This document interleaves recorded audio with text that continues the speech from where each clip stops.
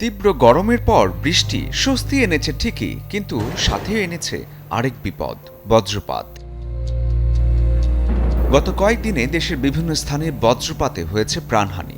প্রশ্ন আসতেই পারে, এই সময়ে আপনি কতটা নিরাপদ? বজ্রপাতের সময় ঘরের ভেতরে থাকা তুলনামূলকভাবে নিরাপদ, তবে কিছু নিয়ম মানতে হবে। বারান্দায় দাঁড়িয়ে বৃষ্টি দেখার অভ্যাস, কিন্তু বজ্রপাতের সময় বারান্দার রেলিং বা ধাতব কিছু স্পর্শ করা ঝুঁকিপূর্ণ। একইভাবে বজ্রপাতের সময় বৈদ্যুতিক যন্ত্রপাতি, টিভি, কম্পিউটার, ল্যাপটপ, এমনকি মোবাইল চার্জে রেখে ব্যবহার করাও নিরাপদ নয়।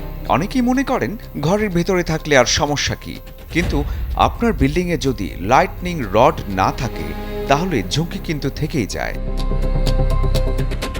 আর ঝড়ের সময় যদি বাইরে থাকেন তাহলে খোলা জায়গা, মাঠ বা উঁচু স্থানে থাকাটা সবচেয়ে বিপজ্জনক। বজ্রসহ বৃষ্টিতে ছাতা ব্যবহার করাও ঝুঁকিপূর্ণ, বিশেষ করে ছাতায় যদি মেটাল থাকে।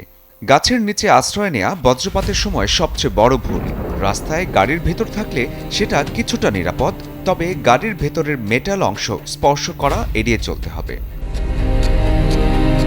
সবচেয়ে গুরুত্বপূর্ণ, বজ্রপাতের সময় যতটা সম্ভব মাটির দিকে নিচু হয়ে থাকা এবং খোলা জায়গা এড়িয়ে চলা। বজ্রপাত হঠাৎ করেই আসে, তাই প্রস্তুতির সময় দেয় না। তাই সচেতনতা আর সঠিক সিদ্ধান্তই পারে জীবন বাঁচাতে।